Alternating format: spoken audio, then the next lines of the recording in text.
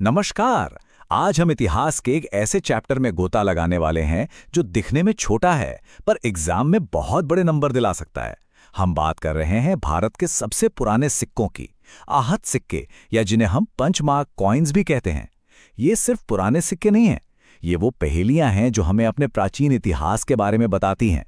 तो चलिए इन रहस्यों से पर्दा उठाते हैं और समझते हैं भारत की पहली करेंसी को। तो सबसे बड़ा सवाल यही है कि आखिर ये बेजुबान सिक्के बोलते कैसे हैं। मतलब सोच कर देखिए, इन पर कुछ लिखा नहीं है, किसी राजा का नाम नहीं, तो फिर ये अपनी कहानी बताते कैसे हैं। बस यही वो गुत्थी है जिसे आज हम मिलकर सुलझाएंगे। तो ये हैं भारत के सबसे पहले सिक्के। और जैसा मैंने कहा, एग्जाम के लिहाज से ये टॉपिक बहुत बहुत ज़रूरी है। सवाल यहाँ से बनते ही बनते हैं। मैं आपको वो ट्रिकी पॉइंट्स भी बताऊंगा जहां एग्जामिनर अक्सर फंसाने की कोशिश करता है, तो बिल्कुल अलर्ट रहिएगा। ठीक है, तो इससे पहले कि हम इन सिक्कों की कहानी को डिकोड करें, ये समझना जरूरी है कि ये सिक्के असल में थे क्या। मतलब दिखते कैसे थे, बनते कैसे थे। चलिए बेसिक से शुरू करते हैं। अच्छा, तो पहली बात आती है मटेरियल की। ये सिक्के बने किस चीज से थे?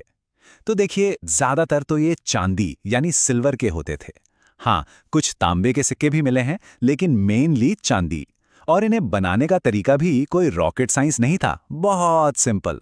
या तो मेटल की शीट से टुकड़े काट लिए, या फिर मेटल की छोटी छोटी गोलियों को बस हथौड़े से पीट कर चपटा कर दिया, बस हो गया सिक्का तैयार। अब ये पॉइंट नोट कर लीजिए, बहुत इंपॉर्टेंट है। आज के सिक्के कैसे होते हैं? एकदम गोल, एक जैसे। पर इन सिक्कों के साथ ऐसा नहीं था। इनका कोई फिक्स शेप, कोई तय आकार नहीं था।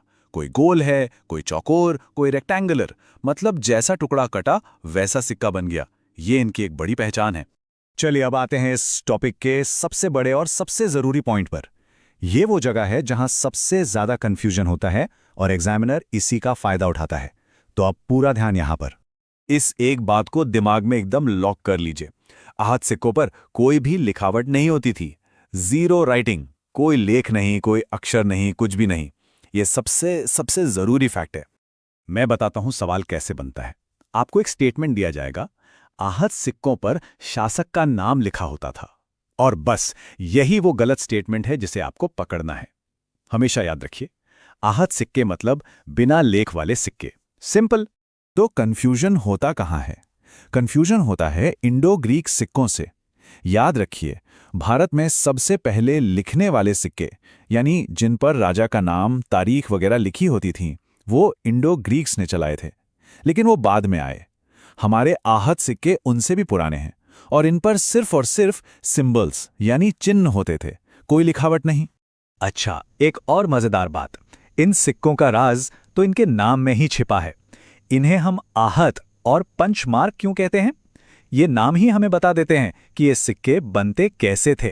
देखिए, पंचमार्क का मतलब क्या हुआ? पंच करके मार्क बनाना। इन सिक्कों पर सिंबल्स को ठप्पा मारकर यानी पंच करके छापा जाता था, इसीलिए ये कहलाए पंचमार्क। और आहत, हिंदी में आहत का मतलब होता है चोट पहुंचाना या आघात करना। क्योंकि धातु पर चोट करके, आघात करके ये निशान बनाए जाते थे, इसलिए इनका नाम पड़ा आहत मुद्रा। है ना सिंपल? तो सवाल यह है कि अगर लिखा कुछ नहीं था तो फिर था क्या? इन पर थे चिन्ह, अलग अलग तरह के सिंबल्स। जैसे आपको मछली दिख जाएगी, बैल, पहाड़, पेड़, आधा चांद, ऐसे कई सारे। लेकिन हां, एक चिन्ह ऐसा था जो लगभग हर सिक्के पर आपको जरूर मिलेगा, और वो है सूरज का निशान। ये बहुत कॉमन था। ठीक है, तो हमने ये समझ लिया कि सिक्के कैसे थे। अब अगला बड़ा सवाल, ये सिक्के किस जमाने के थे? मतलब हिस्ट्री की टाइमलाइन पर हम इन्हें कहां फिट करेंगे? ये भी एक क्लासिक एग्जाम क्वेश्चन है। तो देखिए, इनकी कहानी शुरू होती है लगभग 6ठी शताब्दी ईसा पूर्व से। ये वो दौर था जब भारत में महाजनपद बन रहे थे, सेकंड अर्बनाइजेशन हो रहा था। फिर आया मौर्य काल, चंद्रगुप्त मौर्य और अशोक का समय। इस दौरान इनका इस्तेमाल बहुत ज्यादा बढ़ गया, खासकर मगध के इलाके में। और फिर जैसा हमने पहले बात की, मौर्यों के बाद जब इंडो ग्रीक जैसे शासक आए तो उन्होंने लेख वाले सिक्के चलाए, और धीरे धीरे ये आहत सिक्के चलन से बाहर होते चले गए। ओ हाँ, और एक छोटा सा फैक्ट, ये जो हम सिक्कों की पढ़ाई कर रहे हैं, इस स्टडी को क्या कहते हैं? इसे कहते हैं न्यूमिस्मैटिक्स, या हिंदी में मुद्रा शास्त्र। ये भी कभी कभी वन लाइनर क्वेश्चन में आ जाता है, तो बस इसे याद रखिएगा।